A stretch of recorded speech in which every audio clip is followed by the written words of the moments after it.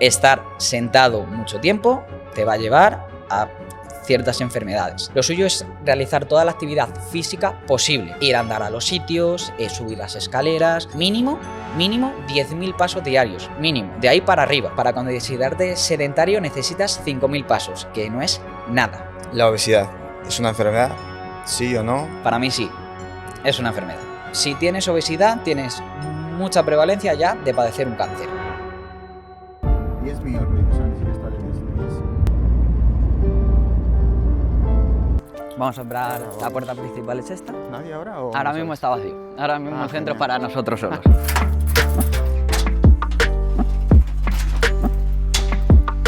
Uy, camisetas y todo, ¿eh? Sí.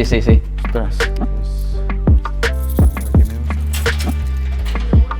Pues nada, este es el centro. Aquí está la segunda entrada. Antes había dos... Antes solo era esta nave, pero como crecimos y ampliamos, pues decidieron ampliar Ampliarlo. a esta zona. Oh, qué chulo, ¿eh?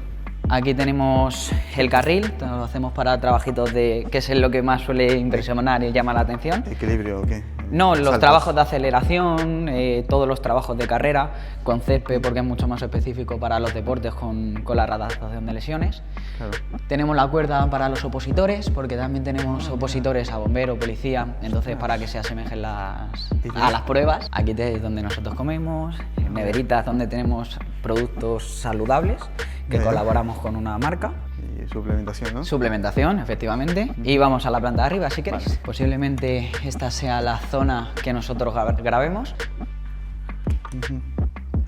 Igual. Sí, está muy guay, ¿eh? Aquí tenemos los diferentes materiales, los balones medicinales, los fitballs, plataformas de equilibrio, rollers. Esto nunca he sabido para qué se usa realmente, ¿eh? Eso para Ya, masaje, para masaje. una liberación miofascial lo llamamos. Ah, mira. Es para una entrada en calor, para que los tejidos se estiren un poquito más. Ostras, tenéis un montón de bandas, ¿eh? Sí, el trabajo con bandas son interesantes porque para temas de readaptación ofrecen muy poquita resistencia, para trabajar esos eslabones débiles que los deportistas suelen estar más flojitos, es interesante. Y para calentar, ¿no? También. Efectivamente, sobre todo para la parte de activación. Barras hexagonales. Oh, mira, para peso muerto o algo así. ¿O? Para peso muerto, la técnica es mucho más... Te preguntaré también. Sí. ¿Qué opinas? Porque hay opiniones de todo tipo. Sí, todo lo que se te vaya ocurriendo. Y ahora pasamos a la parte más de cardio. Si te fijas, tenemos los racks para trabajar la parte de fuerza, que desde nuestro punto de vista tiene que ser el eje fundamental del entrenamiento, y luego todas las otras capacidades van asociadas al trabajito de fuerza. Trabajito con kettlebells, los discos olímpicos, y esta es más la parte de cardio. Oh, ¿qué es? ¿Para boxeo o así? Efectivamente, antes dábamos clases de boxeo y como estamos asociados pues a la Real Federación de Boxeo, pues los utilizamos. Sí. Y esta es la parte de cardio. Esto está Los muy bien, ergómetros, los skier, la airbike. Esto que simplemente le das y echa aire. Efectivamente, es la resistencia a un motor principal es el propio aire. Ah, mira. Es interesante porque pone las pulsaciones por las nubes, entonces para trabajos interválicos viene bastante bien. Sí.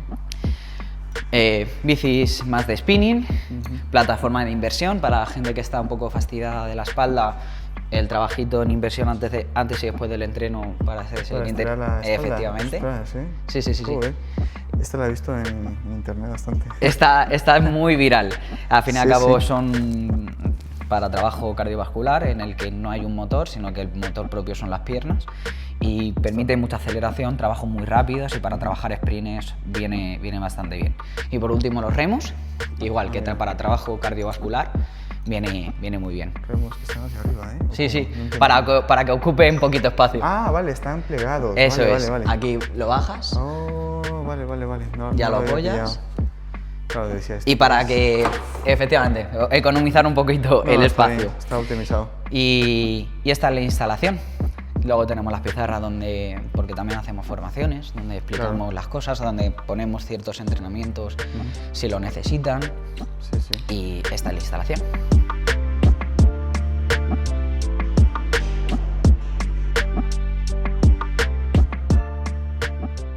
Pues nada, bienvenidos a un nuevo episodio. Hoy estamos aquí en ST Move Madrid, así que muchas gracias por cedernos este espacio. Os mostraré por aquí un poco para que veáis todo. Hoy estamos con Dani y vamos a hablar un poco sobre el deporte y todo lo que relaciona a ello. Y por supuesto, él es graduado en Ciencias de la Actividad Física del Deporte. Así que una de las primeras cosas, Dani, quiero que te presentes y bienvenido a un nuevo episodio. Muchas gracias por la invitación. Pues sí, soy graduado en Ciencia de la Actividad Física y enfocado en poblaciones, digamos, especiales, personas mayores, gente con enfermedad, niños, gente con obesidad, más enfocado a la parte de salud que a la parte de rendimiento, aunque también tengo bastante papel de rendimiento dentro de mi trabajo. Y sí, eso. Bien, lo primero que te quería preguntar es ¿qué te inspiró a meterte en esta rama de la salud, del tema de la actividad física y sobre todo enfocado en las poblaciones especiales, que es algo que de lo que tocaremos, sobre todo el tema de personas con enfermedades de cáncer, obesidad, tocaremos todo eso, pero ¿qué fue lo que te inspiró para dedicarte a lo que te dedicas? Pues básicamente porque probé lo que es el deporte en mis propias carnes. Yo siempre he hecho deporte desde pequeño, pero hubo una temporada que empecé a ganar peso, empecé a engordar y en las típicas clases de educación física me fatigaba en exceso cuando daba 2 vueltas al campo de fútbol y me di cuenta de que era una sensación que no me gustaba. Aparte de siempre esa apariencia física cuando llegas a la pubertad, que siempre le das más importancia de la que debes, quería tener ese cambio de estilo de vida. Entonces empecé a entrenar yo por mi cuenta, seguía pues, en vídeos de YouTube y decidí que quería que la gente experimentara lo que yo sentí cuando empecé a cambiar este estilo de vida. Entonces me di cuenta que era una vocación y empecé a estudiar y a formarme sobre el tema. De hecho, te dedicas enfocado al rendimiento físico, deportivo, y una de las primeras cosas que te quiero preguntar, porque trabajas con profesionales del deporte, Sí. Incluso con deportistas de élite, Sí. y la pregunta que te quiero hacer es ¿qué es lo que tienes en cuenta para sacar el máximo rendimiento a este tipo de deportistas? Lo primero que solemos hacer es hacer una valoración, es decir, necesitamos saber de dónde parte el deportista para luego saber dónde le queremos llevar. Entonces, dependiendo de esa valoración, todos los deportes tienen unos parámetros de fuerza que se necesitan para conseguir un pico de rendimiento. Entonces nosotros, dentro del programa del ciclo olímpico, de la periodización, vamos seleccionando las cargas necesarias de lo más general a lo más específico del deporte para justo en el momento concreto tenga la máxima fuerza, el máximo rendimiento posible. También tocando posibles eslabones débiles que tenga a nivel articular, que puedan llevarle a una lesión que le incapacite a la hora de entrenar. Al fin y al cabo, lo que marca el valor de un deportista es el entrenamiento, las competiciones que haga y el tiempo que esté en activo. Si se lesiona a los 6 meses, no tiene sentido. Entonces, hacemos esa valoración, vemos esos eslabones débiles que tenemos que ir tratando en todas las sesiones de entrenamiento, vemos de dónde partimos y ya vamos seleccionando los estímulos necesarios para llevarle al pico a un rendimiento de una competición en específico. De hecho, has comentado el tema de lesiones, es justamente lo que te iba a preguntar, y es cómo evitamos, sobre todo un deportista de élite o alguien normal, el tema de las lesiones, cómo podemos evitarlas. Primero, como digo, en esta primera valoración, vemos si hay alguna compensación errónea, algún gesto que sea más propenso a una posible lesión y empezar ahí a abordarlo. Luego tenemos que cada deporte es un mundo y cada deporte necesita una especialidad y una especialización concreta. Entonces, vemos cuáles son las lesiones más comunes de ese deporte e intentamos reforzar esos eslabones débiles para que no sucedan. Necesitamos que sea un deportista robusto, que haga muchos movimientos, pero centrándonos en específico en esos movimientos que son más propensos a una posible lesión. En caso de boxeadores, que es los que llevo yo, pues lesiones de cuello en cráneo cervical, codo, hombro, reforzar esas partes que son más propensas a romperse. Evitando a toda costa las lesiones. Eso y es. háblanos un poco de la importancia que tiene en el deporte el calentamiento, que es algo que muchas personas igual van al gimnasio Sí. y no le dan tanta importancia. Dinos tú, como especialista de ciencias de deporte y demás, ¿qué importancia tiene el calentamiento? Básica, aumenta ya no solo, ya si no lo haces por evitar una lesión, que la gente es lo que muchas veces no hace, hazlo por mejorar tu rendimiento. Teniendo una temperatura corporal alta, teniendo más capacidad para llegar a rangos de movimiento más comprometidos, o nuestro objetivo es que haya mucho rango articular, porque no solo tenemos que ser fuertes en un gesto o levantando pesas, sino que es un espectro grande, que todo rango de movimiento, y tienes que ser fuerte en todo ese rango de movimiento. Por ejemplo, un deportista, un boxeador, necesita mucha rotación interna en el hombro, pues necesitamos que vaya a esa rotación interna, no solo consiga esa rotación interna, sino que sea fuerte en todo el rango de recorrido de esa rotación interna. Para gente de fitness, de pesas, pues intentar calentar para que tu sentadilla llegue un poquito más profunda, que los músculos, esa es la primera parte, una parte de movilidad, y luego una parte de activación.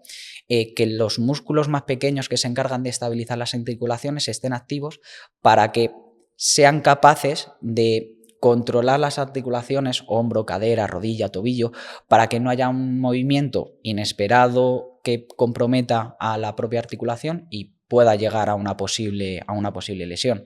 Entonces, es importante, ya no solo por prevención, sino por rendimiento, porque ya no solo me va a permitir que, oye, no me voy a hacer daño durante el entrenamiento, sino que encima voy a poder entrenar más duro y más fuerte, porque ya tengo ese calentamiento previamente hecho. Y sobre el calentamiento, ¿podrías explicarnos a nivel interno qué es lo que pasa en nuestro cuerpo? Así, aquí te puedes explayar lo que quieras, Sí, pero me perfecto. gustaría saber más en detalle, ya aprovechando la ocasión, Ujú. qué es lo que pasa a nivel interno de nuestro cuerpo al momento de Sí, calentar. pues mira, nosotros, como entramos aquí en esa primera parte de movilidad, lo que nos interesa es mejorar el rango de movimiento del músculo. Esto viene a través de la elongación de esos tendones, estructuras pasivas, musculatura. Por lo tanto, el músculo es muy plástico, de hecho lo llamamos viscoelástico. Aumentamos un poco la temperatura corporal y se distiende. Imagínate que tienes un tarro de miel que está muy densa. En el momento que tú le empiezas a dar movimiento y temperatura, se empieza a hacer más líquida. Pues eso permite que haya más distensión a nivel muscular y por lo tanto tengas más rango de movimiento con el que poder trabajar. Luego, la parte de activación, como he dicho antes, se encarga de reclutar esa musculatura pequeña que se encarga de estabilizar ciertas estructuras. Lo más peligroso que se suele encontrar, pues la inestabilidad de tobillo, inestabilidad de cadera, inestabilidad de hombro, que son por donde la gente puede romper. Y luego, a medida que tú vas entrando en este calor, empiezas a aumentar la temperatura corporal. Nosotros, al fin y al cabo, somos reacciones químicas andantes, que necesita una contracción muscular y eso es a través de una reacción química. El calor actúa como catalizador, es decir, que ayuda a que esas reacciones químicas que tenemos se den con mayor eficacia y podamos disponer de ellas de mejor forma. Aparte, llega sangre a todas las estructuras, que al fin y al cabo es el que transporta el oxígeno para que pueda moverse el músculo, por lo tanto ya estás más predispuesto a eso. Aparte, los niveles ya a nivel hormonal de cortisol, esa hormona del estrés, te prepara para una actividad más demandante, al fin y al cabo ponerte debajo de una barra que tiene muchos kilos, necesitas cierta activación y cierta adrenalina que también vamos introduciendo en esa parte del calentamiento. Sí, de hecho te quería preguntar, en el caso de que un deportista de élite o alguien normal se lesione, ¿cuáles son los pasos que haces que la persona mejore aquí mismamente tu trabajo? Lo primero, igual, la valoración. Nosotros cuando nos lesionamos hay una especie de hackeo en nuestro sistema nervioso que nos lleva a cambiar nuestro patrón de movimiento. Como te mueves de forma normal, pues empiezas a no moverte como te movías antes. Entonces tenemos que ver cuáles son esos movimientos en los que estás fallando. Y ya no solo por qué estás fallando en esos movimientos, sino ya a nivel preciso la musculatura concreta que podemos tener más débil o más tónica, más dura, y empezar a trabajar y a movilizar esas pequeñas estructuras y estabilidad para luego preparar al deportista para un alto rendimiento. Si necesita operación, hacemos un preoperatorio, empezamos a trabajar antes de la operación porque tú vas a estar inmovilizado, vas a perder masa muscular. Si pierdes masa muscular, la recuperación va a ser más lenta porque no te vas a poder mover de la misma calidad. El músculo pierde calidad, por lo tanto pierde fuerza, y nuestro objetivo es intentar que vayas a la operación como si fuera una competición, de la mejor forma posible. Luego, cuando ya se ha necesitado una intervención quirúrgica, igual, valorar, a ver qué es lo que ha pasado durante la operación, ver dónde has perdido fuerza, qué movimientos están comprometidos e intentar corregirlos a unos movimientos normales. Ya cuando puedes empezar, cuando reduce la inflamación, cuando ya no hay dolor, podemos empezar a introducir ejercicios más puramente de fuerza, sentadilla, press de banca, saltos, para llevarle poquito a poco a un alto rendimiento, que seas capaz de aplicar fuerza en el menor tiempo posible en los gestos de tu deporte en concreto. Y si es en salud, para que puedas hacer tu vida cotidiana, que puedas seguir saliendo con tus hijos a jugar, que vayas a hacer la comida y aguantes tiempo de pie, que vayas a hacer senderismo y disfrutar de un día con tu familia, cosa que si tienes una lesión o un dolor te incapacita. Y para finalizar con el tema de las lesiones, algo que te quiero preguntar es, cuando una persona se lesiona, ¿es necesario que guarde reposo por completo? Cuéntanos un poco, porque es lo que creo que la gran mayoría, que no entendemos mucho del deporte, Sí. nos lesionamos y dejamos el gimnasio 3 meses, 4 meses. De normal, el reposo absoluto nunca lo voy a recomendar. Siempre vas a poder hacer algo. Aunque solo sea, si tienes una lesión de rodilla, entrenar la rodilla buena. Ya entrenando el segmento que no tienes lesionado va a hacer que la otra pierda menos. O sea que siempre, siempre, siempre se va a poder hacer algo, valorando y con un buen profesional. A fin y a cabo, cuanto mejor sea el equipo multidisciplinar de fisioterapeutas, entrenadores, si es necesario psicólogos deportivos, que se retroalimenten para intentar que esa persona esté lo menos parada posible en todo lo que se pueda, porque estando parado pierdes masa muscular, pierdes calidad de movimiento y te va a costar más volver a arrancar.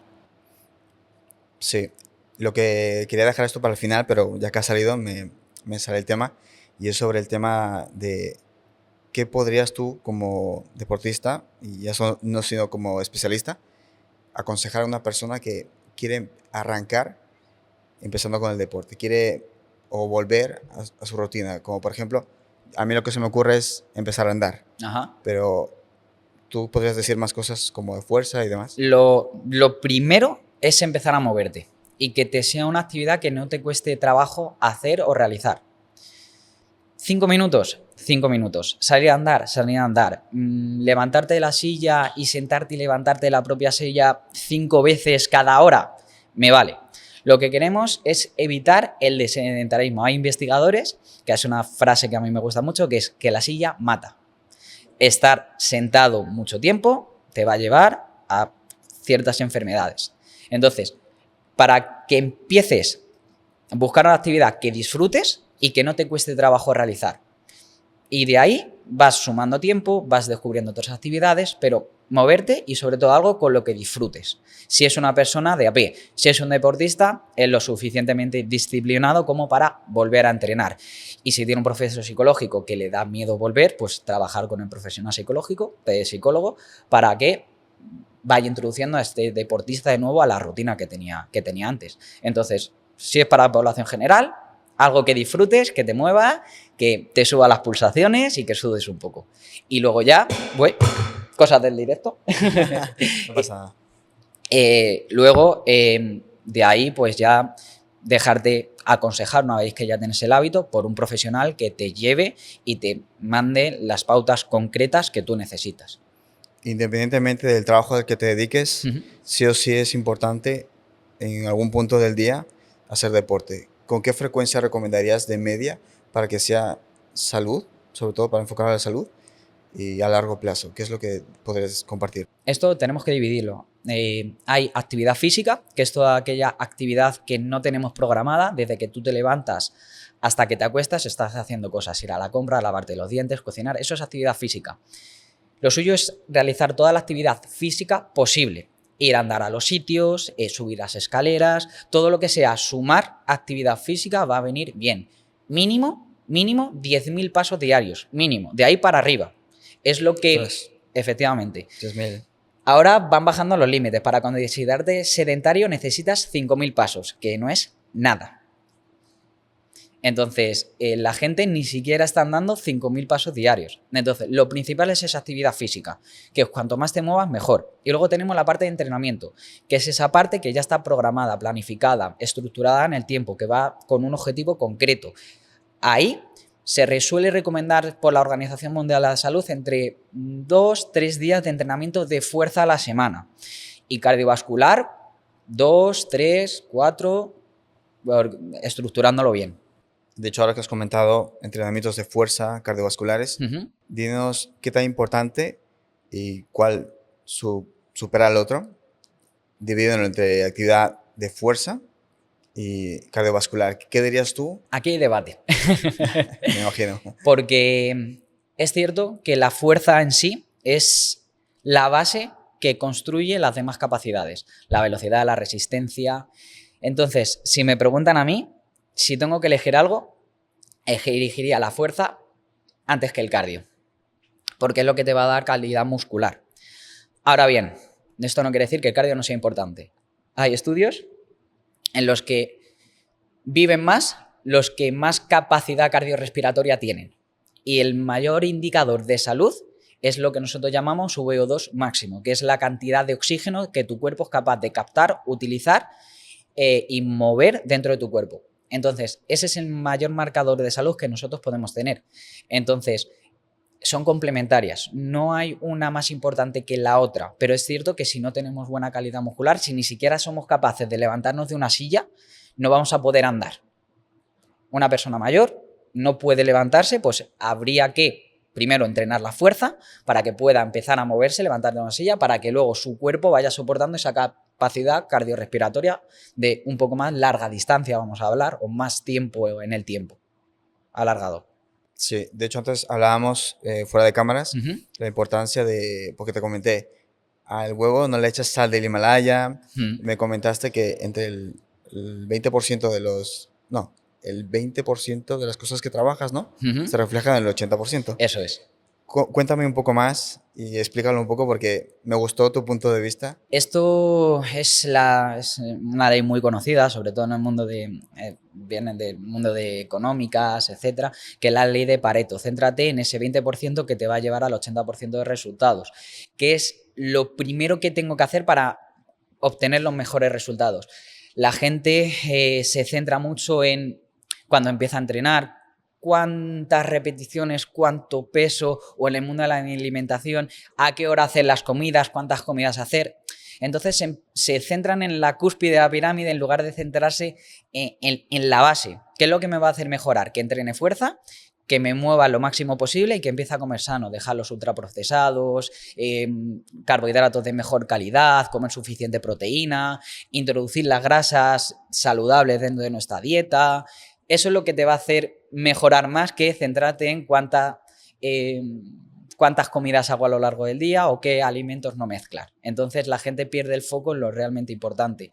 Y en la ley que te he dicho, la gente se centra más en cosas mínimas que le van a dar el 20% de los resultados. Si estás utilizando tu 80% del tiempo en eso, no. Céntrate en ese 20% que te va a hacer mejorar el 80%. De hecho, en ese caso hablamos de dinero, porque muchas personas, yo incluido, hemos caído en la trampa de empiezo en el gimnasio y lo primero que invertimos es en suplementación. En lugar de invertir en unos huevos, pollo, arroz y demás. Cuéntanos qué tan importante es la alimentación en este campo, que obviamente sabemos que es importante, pero cuéntanos tú desde tu punto de vista y lo que tú personalmente has hecho. Pues ahora el tema de la alimentación obviamente es importante. Al fin y al cabo en el mundo el entrenamiento es un estresor.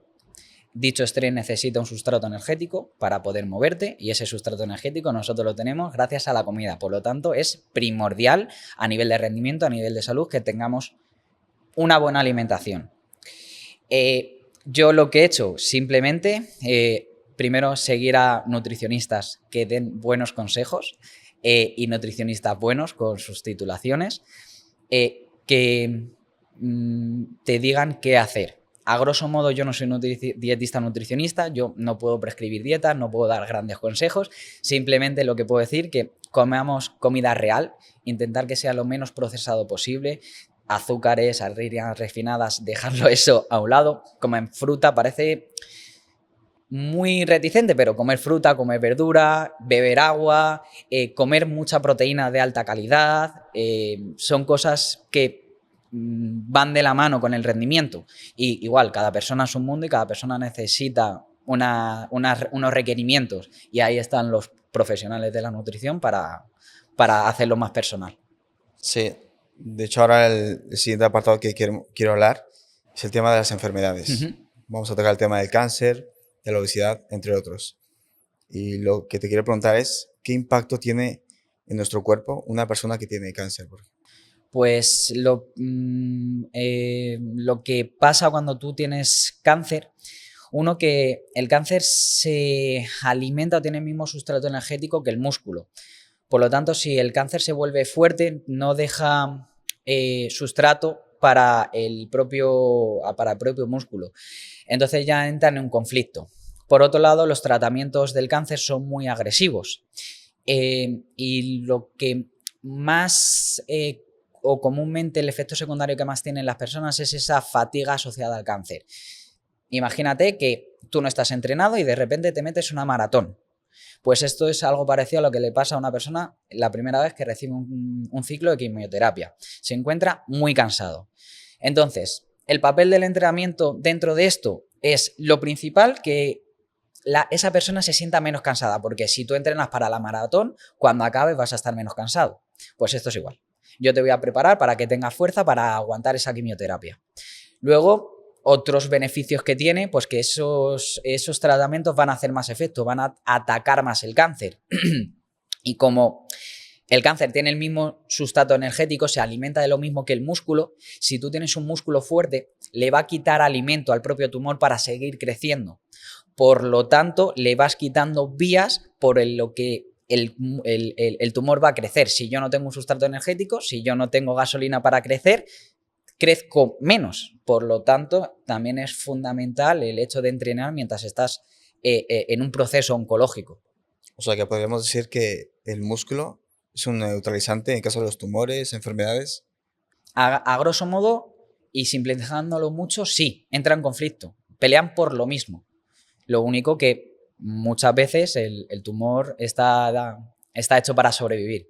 Entonces, claro, se lo pone muy difícil al resto de sistemas para que puedan luchar contra él. O sea que es extremadamente importante el ejercicio de fuerza combinado con el... Fundamental. Si tienes un proceso oncológico, entrena. Y si tienes un cáncer y no entrenabas, ya vas tarde.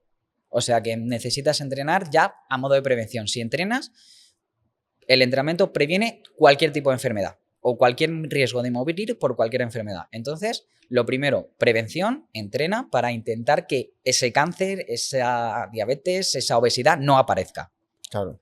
De hecho, te quería preguntar, que antes lo hablamos también, sobre cómo se maneja la fatiga asociada al cáncer, que aquí creo que te puedes expandir si quieres, porque perfecto. Te quiero escuchar, sí. Pues lo primero que pasa, que obviamente te dejas de mover. Si nos dejamos de mover, el músculo es un órgano que consume mucha energía y el cuerpo es muy sabio. Todo lo que consume mucho empieza a desecharlo. Entonces, como yo lo que quiero es ahorrar energía, lo primero que hago es quitarme lo que más consume. En este caso es el músculo. El músculo es el que soporta el cuerpo, es el que hace que nos movamos. Por lo tanto, la calidad de ese músculo empieza a perderse con el tratamiento oncológico porque estás muy fatigado. Entonces, nosotros lo que hacemos es intentar mejorar los valores de fuerza y esa VO2 max que te hablaba antes, la capacidad de utilizar ese oxígeno para que te sientas menos cansado. Si tú eres capaz de utilizar más oxígeno para moverte, esa fatiga va a llegar mucho más tarde. Por lo tanto, ya te voy preparando con una mejor calidad muscular y una mejor capacidad cardiorrespiratoria para que esa fatiga te afecte mucho menos. Venir va a venir, pero te va a afectar menos, que es el objetivo de este tipo de personas, que tú puedas seguir haciendo tu vida a pesar del tratamiento, porque hay gente que se le da en el primer ciclo de quimio y se tumba en la cama y ya de ahí no le pidas que se levante, porque no tiene ni la fuerza ni la capacidad cardiorrespiratoria para empezar a moverse. La obesidad, Dani, la quiero tocar y quiero que digas lo que piensas también. ¿Sí? ¿Es una enfermedad? ¿Sí o no? Y explícanos por qué piensas lo que piensas. Entramos melón gordo, para mí sí, es una enfermedad. Explícanos. Sí, esto, a ver, viene porque dentro de la obesidad pues hay un estigma social bastante grande y hay movimientos que dicen que no se debería considerar enfermedad. Si es enfermedad porque va asociado muchas enfermedades a esa obesidad. Partiendo del cáncer, creamos una cosa que se llama inflamación crónica de bajo grado, que lo que hace es enviar ciertas señalizaciones para que si hay un tumor latente, que se dispare. Es decir, si tienes un tumor dormido, llama a la puerta y dice, oye, despiértate, por ciertos mecanismos moleculares que se dan dentro de nuestro organismo. Entonces, si tienes obesidad, tienes mucha prevalencia ya de padecer un cáncer, de cualquier tipo. Luego, diabetes tipo 2, resistencia a la insulina, enfermedad cardiovascular, dislipidemia, que es grasa en nuestro torrente sanguíneo, colesterol, empiezas a utilizar sustratos energéticos de forma errónea que si estuvieras sano, y eso lleva consigo pues varias enfermedades asociadas a la obesidad. Entonces, ¿es una patología? Hoy en día, ya por estudio y bibliografía, sí, es una enfermedad.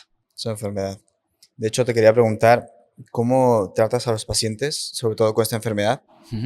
¿Cuáles son los primeros pasos que das para que no se desmotiven y que lo lleven día a día durante el resto de su vida? Porque es importante el deporte. Es un cambio de vida, lo que tú has dicho, y lo que digo siempre, la valoración. Vamos a ver qué niveles de fuerza tienes, qué niveles cardiovasculares tienes.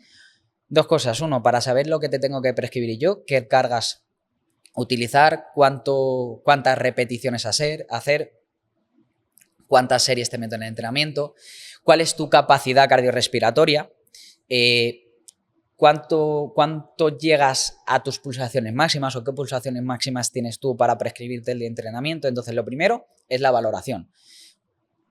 A mí como profesional para saber qué prescribirte y a ti como persona para saber si vas mejorando.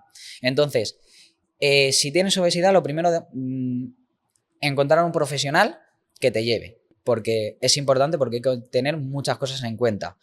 Análisis de sangre para ver cómo vamos, si tienes alguna enfermedad asociada que tengamos que tener en cuenta para empezar a desarrollarte, y luego a partir de ahí buscar la motivación para entrenar. Fijarte en esas pequeñas cosas que no le damos importancia, pero que hay que dársela. Te cansas menos cuando vas andando, disfrutas más estando con tu familia, no estás pendiente de, jolín, qué cansado estoy ahora, o, oye, quiero salir a dar una vuelta larga o nos vamos de ruta y dices que no porque te da miedo cansarte y pararte y arrastrar al grupo. Pues son pequeñas cosas que cuando estás bien no te das cuenta, pero cuando empiezas a tener una patología le dejas de dar importancia. Entonces dejas de decir que no a planes, te cansas mucho al hacer cualquier actividad, y eso, en el momento que tú empiezas a entrenar, te tienes que fijar en eso, que vas a poder hacerlo, porque te centras en subir marcas, te centras en verte bien, y ese es, yo creo, el principal error que tienen, que empiezas a entrenar para verte bien, y el cambio físico es muy a largo plazo. Nos creemos que vamos a estar bien en un mes. No. Una persona con una obesidad profunda va a tardar años en tener un peso saludable, o más que un peso, unos niveles de grasa saludables, porque es diferente el peso que la cantidad de grasa que tú tienes en el cuerpo, que es lo que nos tendríamos que centrar. Entonces, no lo hagas por estética, hazlo para empezar a sentirte bien y ver cosas o hacer cosas que antes no te permitían hacer y ahora sí. Y ahí vas a encontrar la motivación, porque realmente vas a ver que esto funciona. Sí, de hecho me parece interesante que hables del tema de la grasa, porque te quería preguntar, ¿qué porcentaje de grasa es saludable para el cuerpo? Si hay un baremo y tal. Hay un baremo tanto para hombres como para mujeres.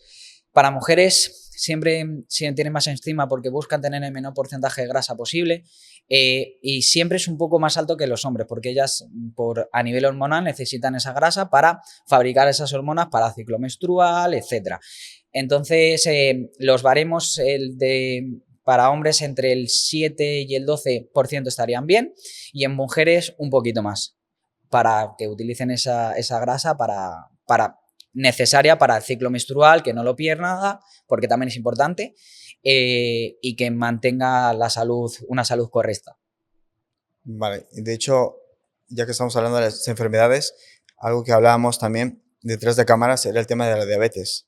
Quiero que me expliques entre los diferentes tipos, tipo 1, tipo 2, y cómo podemos combatirlos y si es reversible en alguno de los casos. Vale.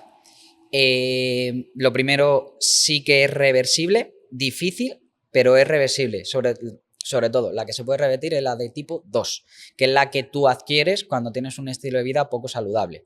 La de tipo 1, que estas son las dos diferencias que tenemos. Tipo 1 es que tu cuerpo no es capaz de segregar insulina, por lo tanto necesita meterla de forma externa. Y la de tipo 2 es que esa insulina se ha utilizado tanto porque hay un superávit calórico, quiere decir esto que comemos muchos alimentos muy altos en azúcar, que nos pegan picos de glucosa muy grandes. Tu cuerpo detecta que tienes mucho azúcar en sangre y manda insulina para que entre dentro del músculo y rellenar los depósitos que tenemos. ¿Qué pasa? Que como nosotros estamos continuamente metiendo glucosa, tenemos unos picos de insulina muy altos. Entonces la insulina es como una llave que se une a un receptor que sería la cerradura para que permita el paso de glucosa al músculo. ¿Qué pasa? Que utilizamos tanta insulina porque estamos continuamente comiendo que ese receptor, esa cerradura empieza a oxidarse. Por lo tanto, necesitas más insulina para despertar a ese receptor y que pueda internalizar la glucosa. Esto se llama resistencia a la insulina. Por lo tanto, el ejercicio lo que hace es que desoxida esa cerradura para volver más sensible a la insulina para que se una a ella y que pueda meter la glucosa dentro del músculo. Entonces, poquito a poco se va revertiendo esa patología de diabetes tipo 2. Es como un imán, atrae más insulina, por así decirlo. O sea que tiene solución Tiene solución. Siempre con un profesional, igual a largo plazo. Esto no es de la noche a la mañana, que es la principal motivación que tiene la gente es esto no funciona, sí, pero a largo plazo. Medio a largo plazo. No seas cortoplacista, no quieras verte bien o estar sano en 3 días, o en un mes, en 2 meses. No. 6 meses, un año, para empezar a ver resultados significativos. En cuestión de pérdida de peso y más de salud. Y ganancia de fuerza y a sentirte bien lo vas a empezar a notar en los primeros 2 o 3 meses. Pero no tienes que aguantar. Tienes que ser disciplinado, vaya. Sí. De lo siguiente que quiero hablar es el tema de las personas mayores. Y qué tan importante es el ejercicio. Estamos hablando sobre todo de fuerza, cardiovascular, hemos tocado enfermedades, pero algo que las personas mayores descuidan, yo creo, es el tema de ya soy mayor, ya no valgo para hacer deporte. Cuéntame un poco la importancia que tiene y de verdad esto para que nuestros padres, abuelos lo escuchen. Y lo primero, que nunca se es demasiado mayor para entrenar. Siempre se va a poder hacer algo, siempre. Y siempre vas a tener mejoras. Si tienes 70 años y empiezas a mejorar, o sea, empiezas a entrenar, vas a mejorar seguro. Y esto pasa lo mismo. Es decir, nosotros no podemos prevenir el envejecimiento, está dentro de nuestro ADN. Pero lo que sí podemos es llegar de una mejor forma a ese envejecimiento. Por lo mismo, por la calidad muscular y la cantidad de oxígeno que somos capaces de utilizar. Si tú tienes un músculo fuerte, vas a poder reaccionar más rápido, por ejemplo, ante una caída. Si tú te tropiezas, vas a poder sacar la pierna mucho más rápido y prevenir esa caída. El músculo son amortiguadores, entonces un músculo fuerte y un músculo grande es capaz de amortiguar el impacto que tienen nuestras articulaciones. Si las articulaciones tienen menos impacto, tienen menos riesgo de, por ejemplo, sufrir una artrosis. Y luego, si eres capaz de utilizar de mejor forma el oxígeno para moverte, no vas a utilizar otros sustratos energéticos que te van a llegar a una fatiga, como puede ser el uso de la glucosa de forma rápida, que te lleva a una fatiga más temprana. Entonces, utilizas la grasa como principal fuente de energía. Y eso lo medimos sobre todo a través de cuánto oxígeno eras capaz de captar. Entonces, el trabajo de fuerza en personas mayores, fundamental para todas las personas. Es decir, ya no solo seas mayor, pequeño, entrena fuerza y cardio. Vale, de hecho, lo que he olvidado comentarte y preguntarte es el tema del equilibrio. ¿Cómo puede una persona mayor evitar las caídas y este tipo de cosas que son muy comunes en los mayores? Lo primero, pues, ese trabajo de propiocepción, que es el equilibrio. Al fin y al cabo, si tú eres estable, vivimos en una sola pierna, andamos a una sola pierna. Ya no es solo el trabajo de equilibrio, sino la fuerza que nosotros tenemos al aplicar cada paso. Si tú no tienes fuerza para dar un paso largo, empiezas a dar pasos más cortitos, el pie empieza a chocarse con el suelo y ahí es cuando llegan el desequilibrio, tardas mucho tiempo de reacción en corregir ese posible desequilibrio y te caes. Entonces, es importante, pero también es importante, más que el equilibrio, también tener la fuerza suficiente en una sola pierna para que haya esa sucesión de pasos y ya no se dé ese equilibrio. Pero sí, claro, el hecho de que tus receptores del pie para estabilizarte y a nivel articular de la rodilla, cadera, sean potentes, pues igual va a prevenir ese riesgo de caída. Entonces sí es importante también el trabajo de equilibrio dentro de estas poblaciones. De hecho, algo que no te he preguntado antes, pero que me está dando vueltas en la cabeza, una persona que tiene una lesión, como puede ser una hernia discal, este tipo de actividades, bueno, este tipo de lesiones que nos impiden hacer, ¿ellos pueden hacer actividad física a pesar de que tienen dolor? Sí, de hecho se trabaja mucho. Es decir, la hernia, incluso el dolor no tiene que ver que tú tengas una lesión. El dolor simplemente es información que le llega a tu sistema nervioso. Tengas o no lesión. Tú puedes tener un dolor de espalda y no tener hernia. Puedes tener hernia y no tener dolor. Entonces, eso es importante.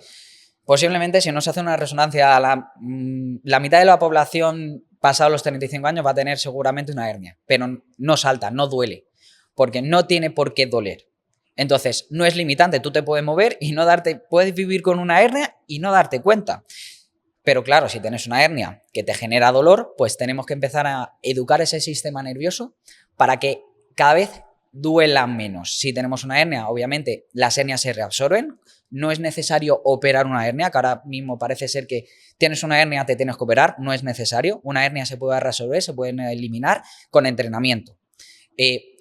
Tu sistema inmune tiene la capacidad suficiente para fagocitar, para comerse esa hernia, y aparte los músculos que rodean la columna vertebral tienen la fuerza suficiente para evitar que salga. Aparte de corregir esos patrones de movimiento que pueden agravar la hernia, enseñar la técnica correcta de ejercicios para evitar que esa hernia vaya a más. Y el ejercicio es un buen neuromodulador del dolor, es decir, cada vez te va a permitir doler menos. Entonces, una persona que tiene una hernia tiene que entrenar, no es que tenga, debe entrenar con un profesional que sepa llevarlo y que sea especialista en su caso, que te haga una valoración, que vea cuáles son los patrones erróneos, qué es lo que te duele, pero sí, entrena. Sí o sí. Te quiero hacer una pregunta interesante que quiero que me digas lo que para ti significa que el músculo tenga memoria. Quiero que lo expliques porque es algo que nos pasa a los gym bros, por decirlo de alguna manera, y quiero que tú lo expliques. Vale, la memoria muscular tiene que ver, esto nos metemos un poco más en profundo en fisiología muscular. Un músculo tenga memoria, sobre todo es a nivel de ganancia de masa muscular. Nosotros cuando vamos ganando masa muscular, el músculo es una célula. Dentro de esa célula hay un núcleo y dentro del núcleo hay un ADN, que es el que se encarga de dirigir todo, de programarte el cuerpo, por así decirlo. Entonces tú cuando empiezas a ganar masa muscular, la cantidad de núcleos que tienes es mayor. Si tienes más núcleos musculares, vas a tener mejor capacidad de generar proteína. Y tú cuando pierdes masa muscular, tú puedes perder masa muscular, pero el núcleo se mantiene. Entonces tienes más fábricas de fabricación de energía, valga la redundancia, de energía, de proteína. Por lo tanto, cuando vuelvas a entrenar, va a decir, como tienes más núcleos, tu sistema va a decir, oye, que este está volviendo a entrenar, vamos a hacer más proteína, vamos a hacer más músculo. Como tienes más fábricas de proteína, pues vas a poder meter músculo mucho más rápido que si no hubieras entrenado previamente. Por eso el trabajo de preparación para un tratamiento oncológico o una operación es fundamental. Intenta ganar masa muscular para que tenga más núcleos musculares que luego te permitan fabricar proteína, músculo más rápido. No sé si me he explicado bien. Sí, que tiene mucha importancia hacer deporte antes porque cada vez que vuelvas, ¿no? vas a recuperar mucho más rápido que una persona que nunca ha hecho deporte. Efectivamente, porque tienes más fábricas de proteína. El músculo es proteína, pues se fabrica más rápido, por así decirlo. Y luego tu sistema nervioso ya sabe los pesos que has movido, ya está acostumbrado a mandar una señal eléctrica del cerebro al músculo para que se active a una determinada fuerza, con una determinada frecuencia, con una mejor calidad, y ya si nos metemos a nivel interno en la articulación, igual van a poder moverse de mejor forma porque ya lo has hecho previamente, no hay una enseñanza que tú tengas que hacerle, porque tienes el esquema mental en la cabeza hecho. Sí, de hecho esto está relacionado con lo siguiente que te quiero preguntar, y es el tema de los niños. ¿Qué importancia tiene el desarrollo muscular y sobre todo en la salud de los niños? Porque hay el mito de, oye, mi niño que no haga pesas porque se va a quedar pequeño, que de hecho tocaremos el tema de los mitos, Sí. pero dime la importancia que tiene el ejercicio de fuerza en los niños específicamente. Pues igual, esto es a nivel de prevención. Uno, que siempre se ha dicho que, pues eso, se va a hacer pequeño. Esto viene porque los que entrenaban fuerza, los halterófilos, los gimnastas olímpicos, siempre han tenido una talla pequeña, por así decirlo, siempre dependiendo de la categoría, sobre todo, por ejemplo, en la halterofilia, porque eran pequeños. No es que hayan sido, no es que por hacer pesas hayan quedado pequeños, sino precisamente porque son pequeños, son buenos en ese deporte. Esto es igual que porque ¿jugar a baloncesto me va a hacer alto? No. Tú ves a una persona alta jugando a baloncesto porque son los mejores, porque tienen esa talla. Pues algo parecido para un deportista, para un gimnasta olímpico. Si es pequeño, pues tienes más velocidad de movimiento, te puedes encoger mejor. Pues si eres pequeño, tienes más posibilidades de ser bueno que si eres alto. Pero eso no significa que que las pesas te hayan hecho ser pequeño. Y lo referente sí es importante, fundamental. Ahora mismo hay, no me acuerdo, pero más de la mitad de la población infantil tiene obesidad. La obesidad lleva enfermedad y cuanto más tiempo pases siendo obeso, más pronto va a venir esa enfermedad. Si tú con 8 años ya tienes una obesidad, cuando tengas 25, cuando tengas 30 ya vas a tener una enfermedad. A nivel de, uno, salud y dos, gasto público, vas a tener a mucha población enferma. O sea que también es importante ya no solo para tener una población saludable, sino para que no haya tanto gasto económico dentro de nuestra sanidad. Es decir, siempre, si ya no lo hacemos por salud, pues también hacerlo por el bolsillo de todos. Entonces, ¿el entrenamiento es bueno para los niños? Sí. ¿De fuerza? Depende. Bien adaptada, con las cargas adecuadas, con una valoración, viendo lo que puede hacer el niño, sí. Y cuanto más funcional, mejor. No hace falta que se meta a una sala de gimnasio. Puede saltar, puede correr, puede hacer sentadillas con su peso, puede cargar a un compañero, puede jugar, que es lo que antes se hacía y no se hacía. Tú antes jugabas a la carretilla, saltabas, que juntabas a la gomba. Eso ya es algo. Ahí ya estás aplicando fuerza, ahí ya estás entrenando. Pero ya si lo haces con un profesional que le pueda enseñar para cuando sea adulto patrones de fuerza correctos, métele en un gimnasio o con un profesional cualificado. Me gusta lo que has comentado de que un niño, o sea, puede ser obeso desde muy temprana edad. ¿El entorno qué tanto influye? Todo, yo diría. Hay estudios que dicen que si tus padres tienen obesidad, tienes un alto porcentaje de que tú seas obeso. ¿Por qué? Porque simplemente los hábitos que tienes ya no son correctos. Si tus padres están viendo la tele, el niño, por norma general, va a estar viendo la tele. Si al niño le das una tablet para que se calle, pues lo primero que va a hacer va a ser coger un móvil y se va a entretener viendo un vídeo, que está bien, pero que haga cosas, que se tiene que mover. Igual, que cuanto menos tiempo de pantalla a un niño, mejor. Ya no solo por el sedentarismo, sino a nivel cognitivo, que es otra cosa que el deporte tiene, que los niños que entrenan tienen mejores capacidades o tienen mejores notas que a lo mejor el niño que no entrena. Entonces, desarrollas también una neuroplasticidad, una unión neuronal mejor que si te tiras 3 horas viendo la tablet. Entonces, ¿el entorno es importante? Sí. O sea, que menos tablet y más entrenamientos, aunque sea jugar. Aunque sea jugar. Y tú dirás que a partir de qué edad crees tú que un niño debería entrar al gimnasio. Si por ti fuera, que creo que actualmente son 16 en adelante, pero si por ti fuera dirías... A ver, en un gimnasio, al fin y al cabo, el niño tiene una maduración que va a jugar, va a ver la pesa y va a coger la pesa. Entonces, a un gimnasio a lo mejor no, pero con un profesional sí. Que le indique, que le enseña cómo utilizar los implementos, cómo... Yo he tenido niños de 8 años. Muy joven. Y buscamos, siempre se ha dicho, una especialidad. No, el niño tiene que desarrollar todas sus capacidades y mínimo hasta los 10 años que toque muchas cosas. Si quiere cambiar de deporte, que cambie de deporte. Pero que no es bueno especializarse, sino que, pues, si no le gusta el fútbol, pues apunta al judo, que no le gusta el judo, pues a gimnasia rítmica, que no le gusta la gimnasia rítmica, atletismo, pero que pruebe cosas y cuanto más completo sea, por lo menos hasta los 10 años, mejor. Sí, de hecho, te quería preguntar, ¿cómo motivas a los niños para que tengan esa salud o esa iniciativa de... Pues jugar, haciéndole atractivo el entrenamiento. Yo he tenido los niños porque han venido con una lesión, pero les hago amenos, les hago bromas, les preparas ya un calentamiento atractivo, luego le pones a levantar pesas que siempre les gusta y se parecen a los mayores, pues para que digas, leche, que yo viniendo a entrenar me lo paso bien. Encima creas un vínculo con el chico, le preguntas, ya entras un poco más en personal, que te cuente, yo qué sé, qué ha hecho el fin de semana o cómo se lo ha pasado con sus amigos, cómo le va en el colegio, para que diga, jolín, estoy aquí una hora y cada vez que estoy con este chico o esta entrenadora, me lo paso bien, pues voy a querer seguir repitiéndolo. Entonces, Claro. De hecho, de lo siguiente que quiero hablar es el tema de la psicología relacionada con el tema del deporte y es qué importancia tiene en la mentalidad todo lo que es el proceso físico. Pues mucho.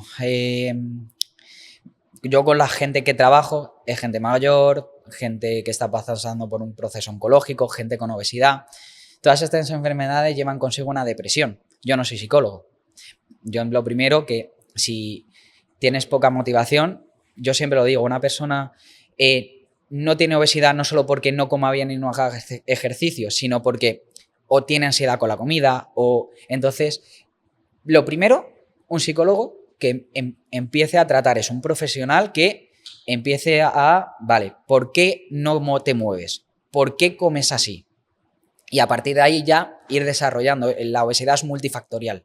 No solo es el entrenamiento y solo es la nutrición, sino es un compendio de todo. Entonces, primero eso y luego ya empiezas con el proceso de entrenamiento que va a ayudar a esa depresión, lo primero que te mandan cuando tienes depresión es moverte, porque generas una sustancia, dopamina, serotonina, que son las hormonas de la felicidad mientras entrenas.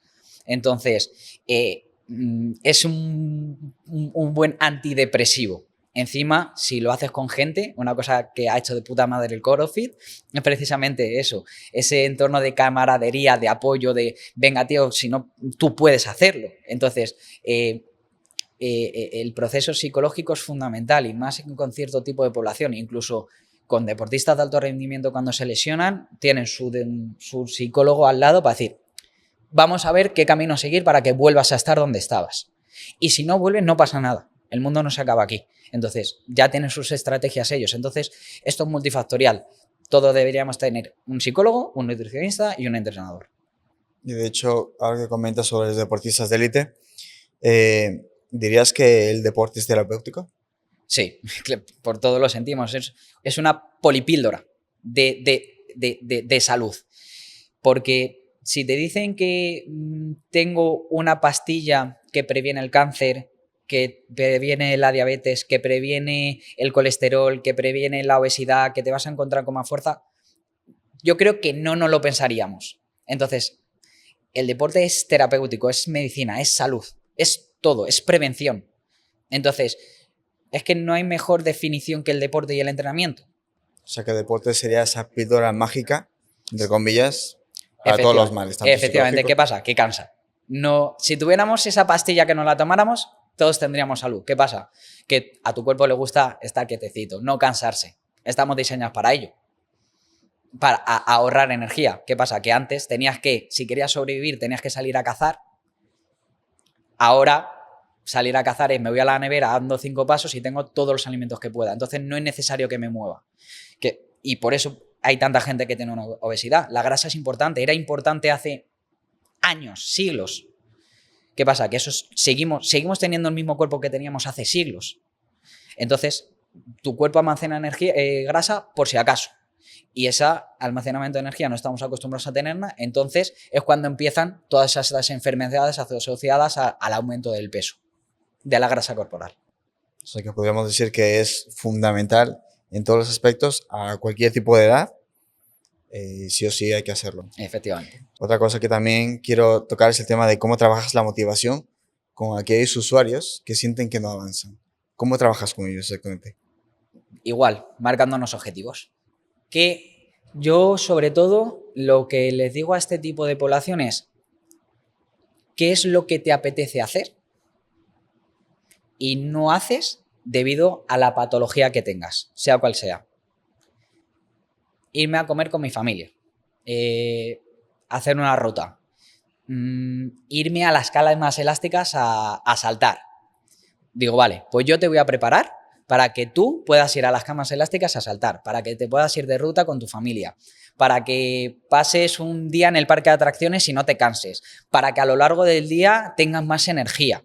Que parece irónico, entrenas, te cansas, pero a la larga tienes más energía. Pues marcarnos esos pequeños objetivos y realmente ver esas pequeñas cosas que de normal no le dan importancia en el entrenamiento, dárselas. ¿Qué podrías hacer o qué quieres hacer para tener una mejor vida? ¿O qué es lo que has dejado de hacer por este dolor? ¿Qué es lo que has dejado de hacer por esta lesión? ¿Qué has dejado de hacer por X patología? Y llevarle ahí. Y hacerle ver que esto funciona. Y que poco a poco va a ir, con paciencia. La gente es muy impaciente. Vivimos en la época de la inmediatez y lo quieren todo para ayer.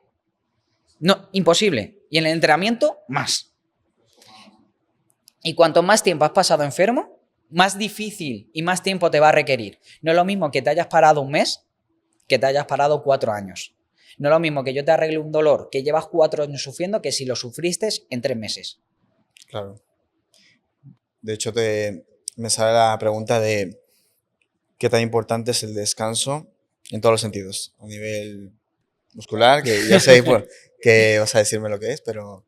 A grosso modo y sin profundizar mucho, durante el sueño es cuando reparamos todos los tejidos, es cuando tu cerebro, tus hormonas mandan todos los soldaditos que hacen que reparen a nivel muscular, a nivel nervioso, es cuando tú haces ejercicio, bueno, el metabolismo lleva intrínseco lo que es una oxidación, entonces ese antioxidante natural que sobre todo tiene que ver con el envejecimiento, que es cuando más se libera, cuando más fuerte es. Entonces el descanso, dormir tus horas y dormirlas de calidad es fundamental. Ya no solo para rendir en el deporte, que también, sino para rendir en el resto de la vida, a nivel cognitivo, etcétera. Y dormirlo en las franjas horarias que te tocan. Es decir, el descanso ya no solo es el descanso también, sino también cuánto recupero entre entrenamientos, cuánto, igual, la recuperación tiene que ver con la alimentación, entonces al fin y al cabo es un círculo que entramos en la rueda. Entonces, para entrenar necesito estar descansado, porque si no estoy descansado el entrenamiento no va a ser de calidad. Voy a estar menos atento, el riesgo de lesión va a aumentar, entonces es importante. ¿Y qué relación tú ves entre las personas que trabajan de día a aquellas que trabajan de noche? Sobre todo los niveles de estrés. ¿Son muy diferentes? Sí. Y no, pues el cortisol es la hormona sobre todo que te despierta, es la hormona que te mantiene un poquito avispado, es la que te da el chute para empezar a moverte. ¿Qué pasa? Que nosotros los niveles de más altos de cortisol tendrían que ser cuando nos despertamos. ¿Qué pasa? Que por el ritmo de vida que tenemos, por los malos descansos, empiezan a aparecer en periodos del día que no deberían aparecer. Aparte, nosotros funcionamos por ritmo circadiano, nosotros funcionamos por la luz del sol. Nosotros estamos diseñados para aprovechar la luz roja del sol para utilizarla en nuestro beneficio, para que haya para que te dé energía en las horas en las que tú lo vas a necesitar. Cuando se va el sol, tu cuerpo deja de secretar ese cortisol y empieza a secretar melatonina, que es la hormona del sueño, que te empiece a incitar el sueño. Entonces, tú cuando trabajas de noche, todo esto se desregulariza. Entonces, empiezas a moverte menos, ya entras dentro del círculo vicioso, empiezas a tener menos energía, empiezas a entrenar menos, empiezas a tener más obesidad y empiezan a desencadenarse todos los procesos que hemos estado hablando durante todo este rato. O sea que diríamos que afecta en todos los sentidos y sobre todo en el tema mental, ¿no? También que es Sí, algo súper importante. importante. Pues, a ver, ahora quiero hablar de la importancia y el legado, es decir, el mensaje que tú darías a las personas que nos escuchan, por supuesto, y cuáles son las cosas que tú podrías recomendar a alguien que quiere empezar poco a poco con algo básico y a lo mejor no tiene los recursos económicos para iniciar eso. ¿Qué es lo que tú podrías recomendar? No se necesita dinero, no se necesita grandes, simplemente ganas, motivación y la motivación para querer cambiar. Esto es un cambio de identidad. Tienes que hacer un giro de 360 grados, no hacerlo por la inmediatez, no hacerlo por verte bien, no hacerlo porque el verte bien lo vas a querer para allá y es imposible. Entonces, busca una motivación más allá de hacerlo bien, busca una motivación real. Intenta meterte tanto en el proceso que no quieras salir de ello. Y lo primero, que empieces a moverte. Que hagas... Todos tenemos unas escaleras a mano, todos tenemos un parque en el que andar, todos tenemos 20 minutos al día para dedicarlo a hacer el entrenamiento y cambiar tus prioridades. Porque no tengo tiempo, mentira.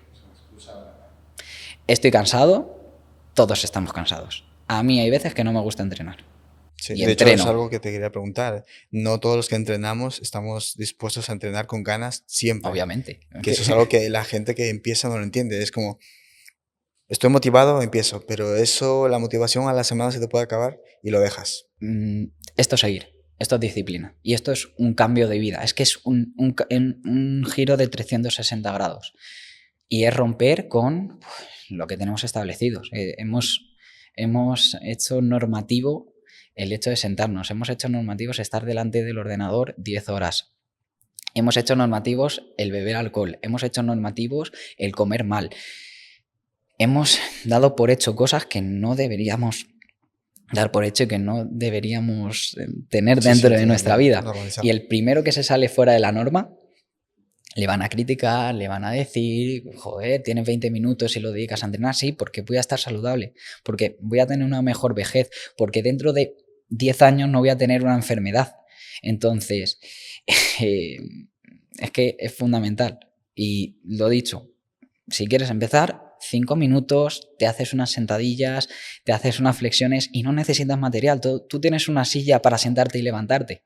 10 veces, X repeticiones.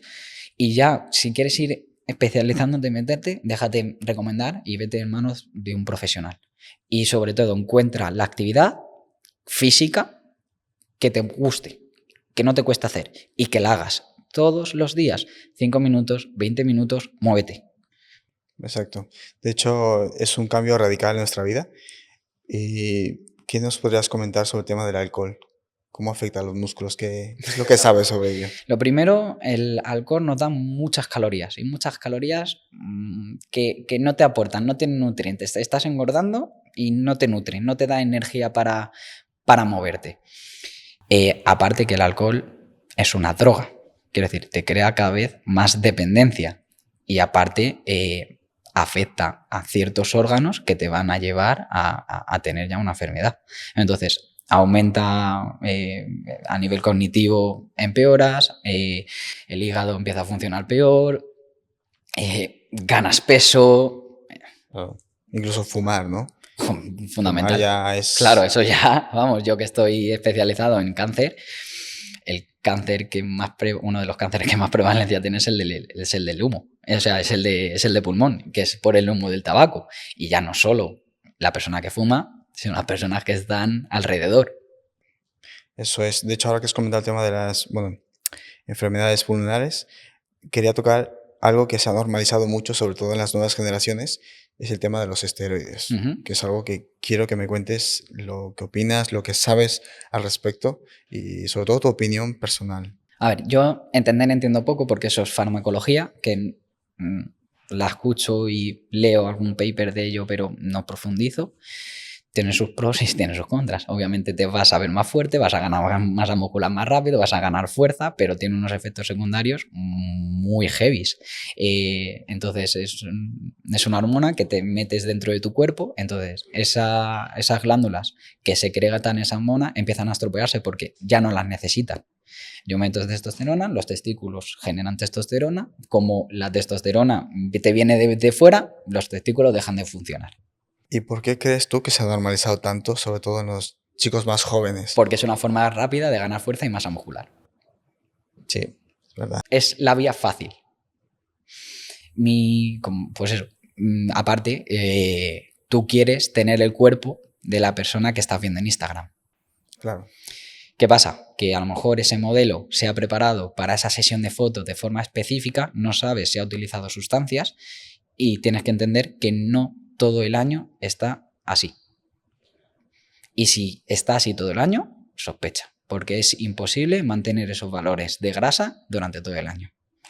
Entonces, ¿por qué se consume tanto ahora entre los jóvenes? Porque es la vía rápida. Vía rápida y ganancia muscular muy rápida, ¿no? También. Y de fuerza, te sientes un toro. De hecho, hay estudios, ¿no? Sobre que se comparan con la carne de animales que son fuertes al nivel de ellos o incluso superior. Sí, claro. A ver, al fin y al cabo es que le estás dando lo que el músculo quiere para crecer. ¿Qué pasa? Que, pues, aparte a nivel enfermedades cardiovasculares, los sistemas empiezan a fallar. Entonces, tienes altas posibilidades de fallecer joven, sobre todo si haces un abuso desmedido de esto. Sí, que hay muchísimos casos y personas de incluso 22 años que se han ido por normalizar eso. Y por Igual, otro lado, cuanto más joven, pues lo mismo. ¿y hay alguna forma de dejar de consumir y restablecer todos esos daños internos a nuestro organismo? Pues simplemente entender que cuando los consumas te vas a volver a ver pequeño, cuando los dejes de consumir te vas a volver a perder fuerza y no venirte abajo por ello. Tienes que entender que esto lo haces por tu salud, no por un like, no por mirarte bien al espejo, no por estamos en las mismas. ¿Cuál es la motivación? Que estés saludable. No te tiene que importar tu aspecto, que es importante porque todos queremos vernos bien, pero hay que entender que cuál es el precio a pagar. Si estás dispuesto a pagarlo, estamos en un país libre. Hazlo. Pero tienes que conocer las consecuencias. Sí. De hecho, lo que quiero tocar es el tema de los mitos. Hemos tocado antes que el niño que haga pesas no significa que vaya a quedarse pequeño. Hemos comentado el tema de halterofilia, las personas más bajas tienen mejor desempeño en estos deportes. Pero quiero que me compartas tú los mitos del deporte que más escuchas y bueno, que igual te causan gracia y todo, pero que la gente lo tiene como verdades, como puños, pero... Pues a ver, métodos que se me ocurran. Mucho el entrenamiento de la mujer, que no lo hemos encontrado. No, yo no hago pesas, que no me quiero ver grande, no me quiero ver como un hombre, no quiero ganar tanta masa muscular. A ver, si ya a un hombre le resulta complicado ganar masa muscular, ya una mujer que tiene menos testosterona, no te vas a poner como Hulk. La gente o las chicas fitness que hemos visto en concursos de culturismo es porque han tomado sustancias para verse así. Tú, cuando empieces a entrenar, te vas a dar cuenta de que vas a mejorar, vuelvo a lo mismo, tu salud. No te vas a poner como un hombre, no vas a tener los hombros redondos, no se te va a marcar la mandíbula, no vas a tener un pecho prominente, porque no tienes las herramientas necesarias para llegar a eso. Entonces, eso para empezar como mito principal. Luego, igual, cuando tengo una lesión, quedarme parado, no hacer nada. Si quiero perder peso, lo que tengo que hacer es poco peso, muchas repeticiones. ¿Qué más mitos me he encontrado que más me resuenen? A mí me suena uno ¿Sí? que te quiero compartir, es que solo se puede perder grasa o ganar músculo. Pero yo lo he experimentado que se puede ambas cosas. ¿Qué puedes decir sobre ello? Esto pasa en principiantes o gente que ya no está entrenada. Tú cada vez que tú cuando empiezas a hacer ejercicio, obviamente aumentas la cantidad de energía que gastas a lo largo del día. Si mantienes la alimentación más o menos estable, empiezas a tirar de las reservas de energía, que es la grasa. Y luego empiezas a generar músculo, por lo que hemos dicho, creas más núcleos musculares que te llevan a tener cada vez más masa muscular disponible. ¿Qué pasa? Que eso tiene un límite fisiológico. Nosotros tenemos una cantidad determinada de masa muscular que nosotros vamos a poder ganar a lo largo de nuestra vida. Esto se va haciendo cada vez más pequeño a medida que vas entrenando. Entonces llega un momento que no vas a poder ganar tanta masa muscular sin disponer de la grasa necesaria para hacerlo, porque ya estás tan sumamente adaptado que tú necesitas otros recursos para ganar masa muscular. Ya no te vale con solo la cantidad de energía que tienes, sino que vas a tener que ciclar el entrenamiento, una fase de volumen en el que vas a tener que comer mucho porque vas a necesitar mucha energía para ganar esa masa muscular, y luego una fase de definición que deje ver los resultados de esa ganancia de masa muscular. ¿Qué pasa? Que te sueles tapar en la fase de volumen. La fase de definición es perder esa grasa y dejar visible toda la masa muscular que has ganado, lo que se llama el secarte. El secarte, deshidratarte para que se marque No, más. no, ya no solo deshidratarte, sino perder toda la grasa que tienes para dejar de ver los resultados. ¿Qué pasa? Que igual no lo puedes mantener durante mucho tiempo. Entonces tienes que encontrar esa masa muscular y esa cantidad de grasa que tú estés a gusto, entendiendo que no puedes estar fino todo el año. Claro. De hecho, hablando de importancia, algo que quiero que me digas tú es el tema del agua. ¿Qué tan importante es en lugar de refrescos, Coca-Cola? Sobre todo las calorías que metes en el cuerpo. El agua, al fin y al cabo, es acalórica, no te aporta calorías extra. Aparte, te sacía, el estómago tiene ciertos receptores que cuando se encuentra lleno se lo manda al cerebro y dice, oye, no necesito comer más, que ya estoy bien. Aparte te hidrata, pero igual llega un punto que ya estás hidratado y todo el agua que metas extra, tu cuerpo se va a regular. Vas a expulsarlo por la orina y vas a volver a los valores. El principal beneficio que tiene el agua es que no tiene calorías, no tienes azúcar, no hace como hablamos no crea esa resistencia a la insulina porque no hay un pico de insulina grande. Igual que los zumos, tenemos muy claro tomo fruta porque tomo zumo. No, tomarte un zumo es como si te tomaras una Coca-Cola, que tiene ciertas vitaminas, pero te estás quitando una parte importante de la fruta, que es la matriz, que te da fibra, que hace que el pico de glucosa no sea tan alto. Entonces, igual, el principal beneficio es que te mantiene hidratado, hace que funcione mejor todas las reacciones químicas que tenemos en nuestro cuerpo y que no tiene calorías. Y aparte te sacía. Sí, es muy importante. Sí. Algo para ir finalizando ya, ¿Sí? para ir concluyendo. Quiero preguntarte, como especialista del deporte y actividad física, ¿qué opinas tú del culturismo? ¿Lo consideras un deporte? Aquí quiero que me digas lo que piensas. A ver, hay muchos tipos de culturismo. Hay muchos tipos de competición que tiene el culto al cuerpo. A mí me parece un deporte bueno siempre que se haga saludable. Y llega un punto que incluso, me corrijo, no es saludable, pero es un deporte y es totalmente lícito. Lo único que igual tienes que saber los riesgos que tienes. Una mujer que quiere dedicarse al fitness tiene que saber que va a perder la regla. Si pierde la regla vas a tener unos problemas de salud asociados a ello. Que te compensa porque te gusta, porque lo disfrutas, porque quieres dedicarte a ello, porque te da de comer, adelante, pero tienes que conocer los riesgos. A mí me parece un deporte como todo cualquiera que tiene sus riesgos o no. Igual, y ya en el momento que utilices sustancias para culturismo, pues lo mismo. Si quieres utilizarlas porque te va a dar de comer, porque te quieres dedicar a ello, vale, pero ten todos los datos y tienes que saber que esto no es sano. Como deporte para una persona normal, a lo mejor no se lo recomiendo, porque va a aspirar a unos estándares que no son reales o que necesitan mucho tiempo para ello.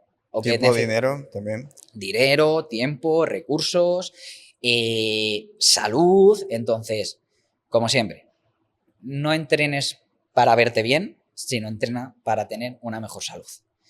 Y en relación al culturismo, pues un deporte como otro que tiene sus pros y sus contras. Sí, y esto te lo comentaba por que veo culturistas como Ronnie Coleman, que en su momento lo veía mucho y yo era un completo ignorante del deporte, del culturismo, y creía que de manera natural se podía. A día de hoy ya se sabe todo lo que consumen y demás, pero ¿cómo es posible que un culturista como Ronnie Coleman termine de esa manera? Y por ejemplo, Arnold Schwarzenegger o por ejemplo Jake Cutler, que también fue culturista a un nivel que incluso compitió con él, tengan vidas tan diferentes. Pues porque depende los años que le dediques, depende el abuso que hagas de las sustancias. Es cierto que el que tú consumas anabolizantes esteroides, la calidad del músculo, la calidad de los tendones se pierde. Entonces, eso a tener en cuenta. Ya si pasas mucho tiempo consumiendo, pasas mucho tiempo haciendo ese abuso de las sustancias, ya vas a tener peor calidad en los tejidos, que te va a hacer a la larga que no tengas esa capacidad de que las articulaciones te sostengan. Y luego, la carga de trabajo que le metes. Ronnie Coleman se metía unos volúmenes de entrenamiento salvajes, se metían unos pesos increíblemente fuertes. ¿Qué pasa? Que luego dejas de consumir, vuelves a perder fuerza, intentas volver a levantar los pesos que levantabas. Entonces, de técnica, pues igual habría que ver cómo era esa técnica de los entrenamientos, hay que ver, porque igual nuestra espalda, nuestros discos vertebrales tienen una capacidad de absorber fuerzas, si tú les llevas a esos extremos, vas a tener va a saltar en algún momento por algún lado. Entonces, lo más sano es hacer esto con cabeza. Si no lo haces con cabeza, acabas como él. ¿Qué diferencia Arnold Schwarzenegger de Ronnie Coleman? Que a lo mejor Arnold Schwarzenegger tuvo a alguien que le supo frenar cuando se tiene que frenar, puedo recomendar la dosis de entrenamiento necesaria para que sea, dentro de lo insaludable que puede ser el culturismo, lo más saludable posible, cosa que a Ronnie Coleman no. Y Ronnie Coleman, cuando ya le recomendaron, a lo mejor tienes que plantearte cambiar el entrenamiento, no te digo dejar de entrenar, cambiar el entrenamiento, no lo hizo. Claro, continuó hasta que se destrozó. Eso es, sí. Se me había ocurrido algo, pero se me ha olvidado. Pero te quiero preguntar, para concluir, preguntas rápidas, porque ha estado muy bien la charla. Y la primera es, si pudieras hablar con tu yo más joven Sí. o con tu futura versión, ¿qué le dirías? ¿O qué consejo le darías? ¿Y por qué? Varias cosas. Empecemos por el joven, si Sí, quieres. sí, por lo joven. Lo primero es que es imposible agradar a todo el mundo, entonces que no busque la aceptación de todos. Eso para empezar. Luego que tenga paciencia, que todo llega, que va a ser capaz de hacer cosas que pensaba que no iba a ser capaz de hacer. Y luego, o fuera de eso, que no sea tan bueno. No sea tan bueno. Que no sea tan bueno, que sepa marcar ciertos límites y sea capaz de, que es bueno ser buena persona, pero a lo mejor muchas veces se aprovechan de que seas tan bueno. Sí, Entonces es un arma de doble filo. sí. ¿Y a tu futuro yo? ¿Qué le dirías? Fuah, ¿qué le diría? ¿O dónde te gustaría verte? No digo de aquí a 5 años, sino Que siga haciendo esto durante mucho tiempo, que siga pudiendo entrenar, que siga disfrutando de lo que me gusta hacer, y que si ha merecido la pena todo lo que ha hecho. sí. Y la última pregunta, Dani, es si hoy fuera tu último día, ¿qué es lo que lamentas no haber hecho o intentado? Si mañana me muero, pues posiblemente me fuera a la tumba feliz, porque creo que he podido hacer muchas cosas de las que siempre tienes pues una checklist que vas marcando. La única lástima, y esto lo digo, parece que no, pero lo digo con totalmente sincero, me daría lástima de no poder seguir ayudando a la gente con lo que sé. Entonces, es lo que más pena me daría, pero por no haber hecho algo, yo creo que he hecho todo lo que he querido. Siempre desde el buen sentido de la palabra. Efectivamente, sí, sí, sí. Sin excesos, incluso yo creo que incluso si has cometido algún error, has aprendido de ese error y Y si no estuvieras contento con tu yo que tienes actualmente, sí te pudieras arrepentir. Pero es que yo ahora estoy contento por cómo soy, a cómo he llegado, dónde estoy.